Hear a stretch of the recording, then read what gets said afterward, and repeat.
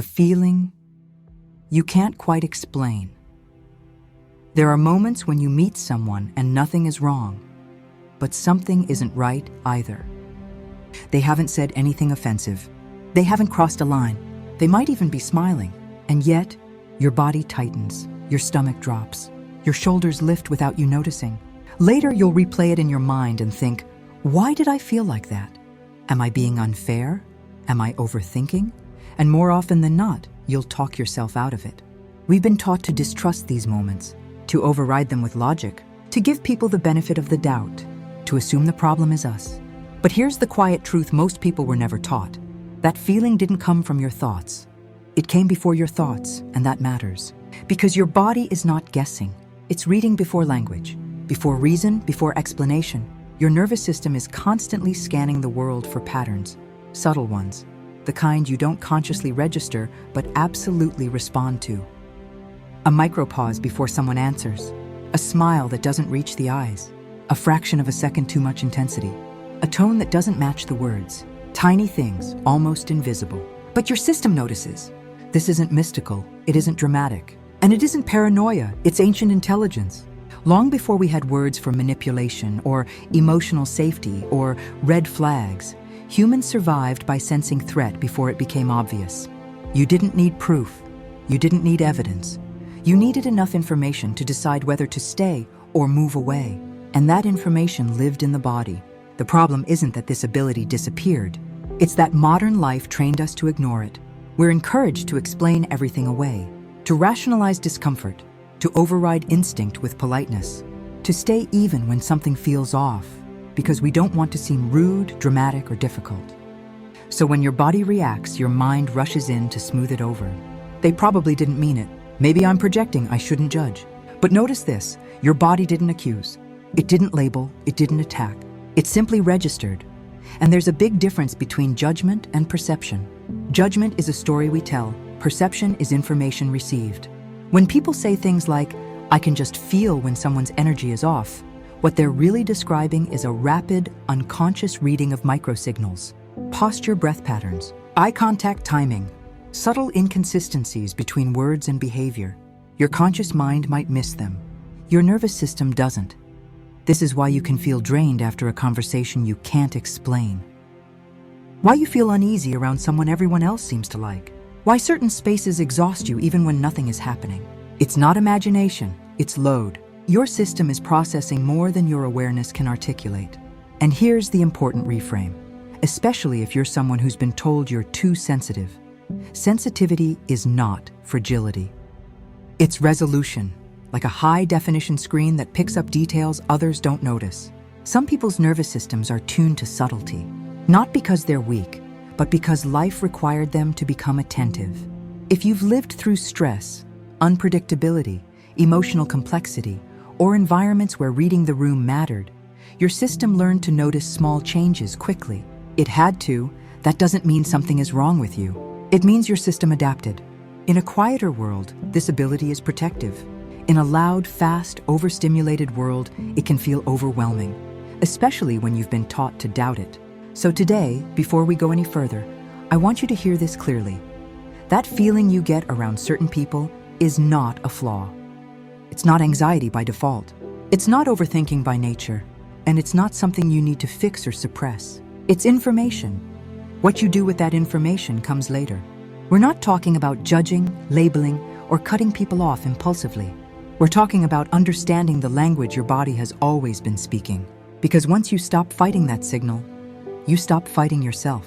And in the next part, we're going to explore how the body reads these signals so fast, and why you often sense things before your mind can catch up. Yeah, how the body knows before the mind does. So how does this actually work? How can your body register something before you've consciously thought a single word about it? The answer is simpler and more grounded than most people realize. Your body is faster than your mind, not metaphorically, biologically. The part of you that thinks in language is relatively slow. It reasons, it weighs options, it looks for certainty, but your nervous system evolved long before language ever existed. It doesn't wait for explanations. It doesn't debate, it responds. When you enter a room or interact with someone, your brain and body are already taking in enormous amounts of information in milliseconds. Facial tension, micro-expressions that flash across someone's face and disappear almost instantly. The rhythm of their speech, whether their tone matches their words, whether their body moves towards you or subtly away. You're not analyzing these things consciously, but your system is. This is pattern recognition, and humans are exceptionally good at it. Your brain is constantly comparing what it's seeing now with thousands of stored patterns from past experiences. Interactions that were safe, interactions that were confusing, interactions that led to harm, interactions that led to connection. It's not asking, is this person good or bad? It's asking, is this familiar? Is this predictable? Is this safe enough? When the pattern doesn't quite line up, your body flags it. Not loudly, not dramatically, just enough for you to feel a shift. That tightening, that unease, that sudden tiredness, that sense of wanting to step back. And here's where many people get confused. They think intuition is a thought. It isn't. Intuition is a response. It shows up as sensation long before it becomes an idea. That's why you often can't explain it at first. Language hasn't caught up yet. Your mind wants reasons. Your body offers signals. And when those two aren't in sync, we tend to trust the louder one, the mind, because that's what society rewards. But the mind only has access to what's obvious. The body reads what's subtle. This is also why some people feel more draining than others. It's not because they're bad. It's not because you're superior or broken. It's because of nervous system mismatch. Some people regulate stress outwardly. They offload tension through talking, venting, intensity, emotional expression. Others regulate inwardly. They absorb, process, and reflect. When these systems interact, one person often feels energized, while the other feels depleted. Not because anything is wrong, but because energy is moving in one direction. If you're someone who naturally attunes, who listens deeply, feels quickly, notices shifts, your system is doing extra work in these interactions. You're tracking tone, you're adjusting, you're responding to emotional cues in real time. That's effort, and effort without recovery feels like exhaustion. This is where the idea of energy vampires came from, not as a moral label, but as a description of an imbalance in regulation. Some people don't mean to drain, they simply haven't learned how to hold themselves. And sensitive systems notice that immediately. Another key piece here is micro-movement. Your body responds not just to what people say, but to what they do without realizing. A slight delay before responding, a breath held instead of released, a jaw tightening when they smile, a foot angling toward the exit while their words say, "I'm listening." These are not conscious signals, but your nervous system reads them fluently. Because incongruence, when words and body don't match, creates uncertainty. And uncertainty is work for the nervous system. Your system doesn't panic, it doesn't scream danger. It just stays alert. And alertness, sustained over time, feels like anxiety, even when nothing bad is happening. That's why you might leave a conversation feeling unsettled, but unable to pinpoint why. Nothing happened, but something didn't align, and your body noticed. This is also why people who are highly sensitive often feel misunderstood. They're not reacting to imaginary threats. They're responding to layers of information others don't consciously perceive. Think of it like sound. Some people hear only what's loud. Others hear undertones, echoes, frequencies beneath the main note. Neither is wrong. But the one who hears more has to process more. And here's something important, especially if you've ever been told you're too much or too sensitive. Your sensitivity is not a personality flaw. It's a nervous system with a wide bandwidth. The challenge isn't to shut it down. The challenge is to learn how to work with it. Because when you understand what your body is picking up and why, you stop turning that information inward as self-doubt. You stop asking, "What's wrong with me?" and start asking, "What is my system responding to?" That shift alone changes everything. In the next part, we're going to talk about why modern life makes this harder, why constant stimulation, social pressure, and digital overload amplify these sensations, and how to tell the difference between intuition and overwhelm. You're not imagining it, you're reading energy. When intuition gets drowned out. Before we go any further, I want to pause you here for a moment, because this is usually the point where people start to wonder, if my body is this good at reading signals, why do I so often doubt it? Why does it feel loud instead of clear? Why do I second-guess myself after the fact? This is where intuition gets misunderstood. Not because it's unreliable, but because it's being drowned out. Your nervous system evolved for a world that moved slowly. Small groups, predictable rhythms, clear cause and effect. You had time to feel something, respond, and recover. Modern life doesn't offer that. Instead, your system is constantly being asked to scan, assess, adapt, without pause. Notifications dot crowded spaces, endless faces, endless opinions, endless emotional input. Your body doesn't distinguish between real-world interaction and symbolic interaction. A video of someone angry still registers as anger. A headline about danger still registers as threat. A comment section full of outrage still registers as social tension. So when your intuition speaks now, it's often speaking inside noise. That's the key difference. Intuition is quiet by nature. Overstimulation is loud. And when the background volume is high, even accurate signals feel confusing. This is why many people mistake intuition for anxiety. They feel the bodily response, the tight chest, the alertness, the urge to withdraw, but they don't know what it's responding to. So the mind fills in the blanks. Maybe something bad will happen. Maybe I'm unsafe. Maybe I'm overreacting. But what's actually happening is simpler. Your system is overloaded. When you're already overstimulated, every signal feels urgent, even neutral ones. It's not that your intuition suddenly became unreliable. It's that it's competing with too much input. Think of it like this. Intuition is a whisper. Overwhelm is static. The whisper didn't disappear. You just can't hear it clearly yet. And here's where things get tricky, especially for sensitive people. Because if you've spent years ignoring your body's signals, overriding discomfort, staying polite, pushing through, explaining things away, your system learns that speaking up doesn't lead to action. So it gets louder, not to punish you, to protect you. What starts as a subtle signal becomes tension. What starts as tension becomes anxiety. What starts as anxiety becomes exhaustion. Not because intuition is wrong, but because it hasn't been listened to early enough. This is also why intuition often shows up after the moment has passed. You leave the conversation, you get in the car, you lie in bed later, and suddenly you think, oh, that's what felt off. Your system needed quiet to process. It needed space to separate signal from noise. Now here's something most people never hear. Intuition doesn't demand action. It offers orientation. It's not saying, do something now. It's saying, notice this. But modern life trains us to respond immediately, to decide, to explain, to react. So when intuition shows up, the mind rushes in, trying to label it, justify it, or silence it.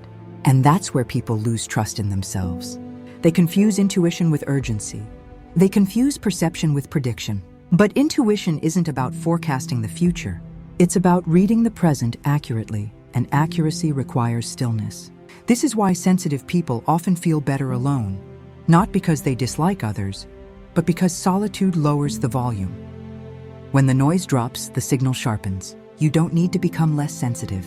You don't need to harden yourself. You don't need to toughen up. You need space. And here's the part I want you to hold on to as we move forward. If you've ever felt like your intuition used to be clearer than it is now, it's not because you lost it. It's because you're tired. Your system has been asked to process too much, too fast, for too long. And intuition under pressure feels like anxiety. Intuition with space feels like clarity. Don't go anywhere. Because in the next part, we're going to talk about how to tell the difference between true intuitive signals and nervous system overload, and how to turn the volume down without shutting yourself off from the world. This is where everything starts to click. You're not imagining it. You're reading energy. Intuition versus overload. How to tell the difference. At this point, a really important question naturally appears. How do you know when what you're feeling is intuition and when it's just overwhelm? Because they can feel similar in the body. Both can show up as tension. Both can show up as unease. Both can show up as the urge to withdraw. But they're not the same thing. And learning the difference changes how you trust yourself. Let's start here. Intuition is specific. Overload is diffuse. When intuition is active, there's usually a quiet clarity underneath the sensation. Something like, something here doesn't align. I don't need to stay long. This isn't for me. It doesn't spiral. It doesn't catastrophize. It doesn't demand urgency. It simply orients you. Overload, on the other hand, feels noisy. Your thoughts scatter. Your chest tightens without direction. Everything feels like too much at once. Not one signal, many. This distinction matters because intuition points toward information. Overload points toward capacity. Intuition says, notice this interaction. Overload says, I need rest. Both are valid, but they ask for different responses. Many people get stuck because they try to interpret overload as intuition. They ask, what does this mean? Why do I feel like this? What's wrong with the situation? When the real answer is simpler, my system is tired, and tired systems distort signals. Not because intuition is faulty, but because the channel is congested. Think of it like eyesight. If your eyes are strained, even a clear image can blur. The image didn't change. Your capacity to process it did. The same is true for your nervous system. This is why grounding is not about shutting intuition down. It's about restoring signal clarity. And here's something that surprises people. True intuition often arrives after regulation. Not during panic, not during overwhelm, not during emotional flooding, but after the body settles. That's why answers come in the shower, on a walk, lying in bed just before sleep. Your system finally has enough quiet to speak clearly. This also explains why forcing decisions when you're overstimulated often leads to regret. You're not accessing intuition. You're accessing survival mode. Survival mode wants immediate relief, not long-term alignment. So here's a simple, compassionate reframe. If you're unsure whether something is intuition or anxiety, pause. Not to analyze, to regulate. Breathe slower, move your body gently. Step outside, lower sensory input. Then ask again. Intuition doesn't disappear when you pause, overload does. And this is where many sensitive people begin to heal their relationship with themselves. They stop demanding certainty from a tired system. They stop shaming themselves for needing space. They stop assuming every sensation means danger or drama. Instead, they listen differently. They ask, am I reacting to this moment, or am I carrying too much into it? This question alone restores agency because it shifts the focus from what's wrong to what's needed. And often what's needed isn't confrontation, explanation, or action, it's rest. This is also where boundaries start to make sense. Not as walls, not as rejection, but as nervous system care. You don't pull away because people are bad. You pull away because your system needs fewer inputs. You don't limit contact because you're cold. You limit contact because clarity requires space. And when clarity returns, intuition becomes simple again. Quiet, clean, grounded. It doesn't shout, it just knows. In the final part, we're going to talk about how to honor this intelligence without isolating yourself from life. How to stay open, kind, and connected while still protecting your energy and trusting your body. This is where it all comes together. Trusting the signal without closing your heart. One of the biggest fears people have when they start trusting their body again is this. If I listen to these signals, will I end up closed off from life? Will I become distant, guarded, alone? The answer is no. Because intuition isn't about withdrawal, it's about discernment. There's a difference between protecting yourself and shutting yourself down. And your body knows that difference too. When you honor what you feel early, when you notice discomfort before it becomes exhaustion, you don't harden. You soften, because you're no longer forcing yourself to stay where your system is asking for space. This is where many people get it backwards. They think being open means staying available to everyone. They think kindness means overriding discomfort. They think love means endurance. But real openness comes from safety, and safety begins in the body. When your nervous system feels listened to, it doesn't have to scream. It doesn't have to tighten or brace or withdraw completely. It relaxes. And from that relaxed state, connection becomes easier, not harder. This is how you stay compassionate without self-sacrifice. You stop asking, how do I tolerate this? And start asking, what's sustainable for me? That shift changes everything because intuition doesn't ask you to judge people. It doesn't ask you to diagnose them. It doesn't ask you to label anyone as good or bad. It simply asks you to notice how you respond. Your body is not commenting on someone's character. It's communicating about fit. And fit changes over time. Some people are right for certain seasons. Some environments work at one stage of life and not another. Some dynamics require more energy than you currently have. That's not failure. That's awareness. When you trust your body, you also stop explaining yourself so much. You don't need a dramatic reason to leave early. You don't need a story to justify distance. You don't need to convince anyone that what you feel is valid. Your body already decided. And the more you honor that decision gently, without guilt, without apology, without aggression, the calmer your system becomes. This is where intuition turns from something confusing into something reliable. Not because you've learned a trick, but because you've rebuilt trust. Trust between your sensations and your choices.